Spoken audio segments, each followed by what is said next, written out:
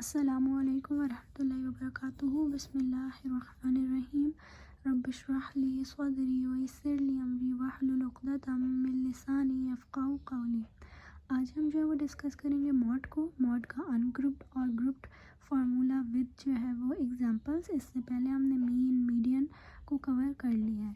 तो इससे पहले कि हम अपने टॉपिक को स्टार्ट करें, हम पढ़ रहे थे कि कौन लोग हैं जो कि हदीस की रूह से उनको बेहतर कहा गया है, जिसके अंदर हमने 4 हदीस देखी थी कि वो लोग बेहतर हैं जो कि अखलाक में अच्छे हों, जो कि अपने घर वालों के साथ अच्छे हों, जो कि जो है वो जिनसे ज़्यादा से ज़्यादा दूसरों को फ़ायदा पहुंचाते हों, जिनसे भलाई की उम्मीद और बुराई की उम्मीद ना हो। आज हम 5th हदीस को पढ़ेंगे। तुम में बेहतर वो है जिसने कुरान सीखा और इसको दूसरों को सिखाया। सही अल बुखारी 5027। तो हम सबको चाहिए कि जितना हमें कुरान आता है हम कोशिश करें कि वो दूसरों को सिखाएं और ख़ुद भी कोशिश करें कि ख़ुद सीखें कुरान। जिस तरह होता है कि हम बचपन में कुरान का नाज़रा पढ़ा हमने और फिर जो है वो कुरान की स्टडी को डिसकंटिन्यू कर दिया, तो हमें ऐसा नहीं करना चाहिए। बहुत सारी चीज़ें होती हैं, जिस तरह हमारे पास डिफरेंट क्लासेस होती हैं, class 1, class 2, class 3, class 4, then college, then university. तो ये चीज़ रुकती नहीं है हमारी दुनियावी पढ़ाई। तो हमें चाहिए कि हम ऐसा ना करें कि हम कुरान की पढ़ाई को बचपन में ही एंड कर दें। दोनों चीज़ों को साथ लेके चलना चाहिए। हमें अपनी कुरान की स्टडी को भी, जो कि ज़्यादा इम्पॉर्टेंट है बनिस्बत दुनियावी स्टडी से, उसको भी साथ लेके चलें और उसको भी बैलेंस करके दुनियावी पढ़ाई के साथ जो है वो लेके चलें। और जिस तरह बहुत सारी चीज़ें होती हैं कुरान की स्टडी में भी, आप तजवीद सीख सकते हैं, आप जो है वो छोटी छोटी सूरतों को हिफ्ज़ कर सकते हैं ताकि आप नमाज में उनको रिपीट कर सकें। आप जो है वो तफसीर कर सकते हैं, तदब्बर कर सकते हैं, इन डेप्थ स्टडी कर सकते हैं।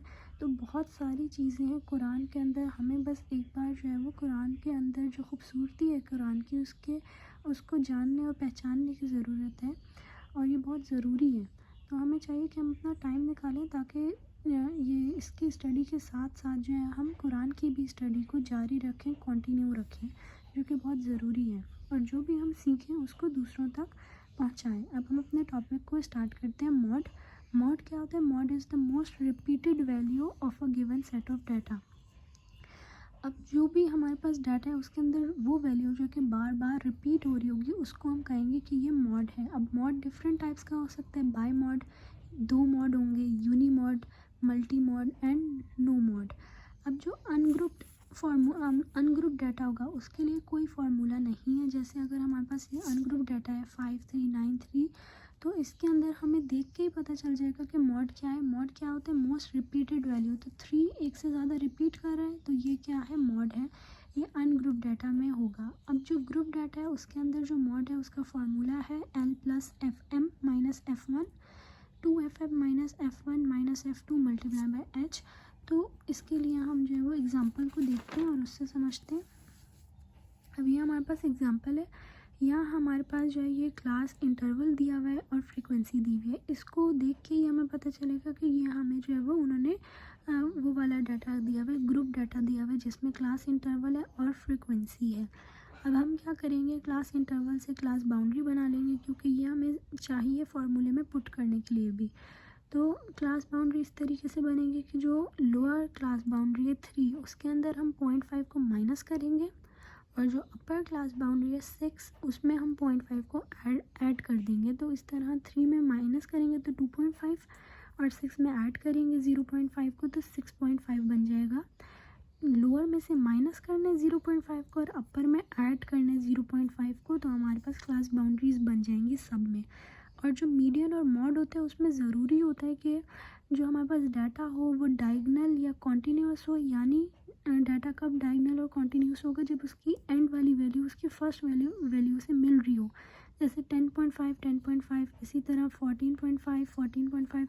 ये एक डायगनल सीक्वेंस बन जाएगा, डाटा कॉन्टीन्यूस होगा। तो ये ज़रूरी होता है हमारे लिए, मॉड और मीडियन के लिए।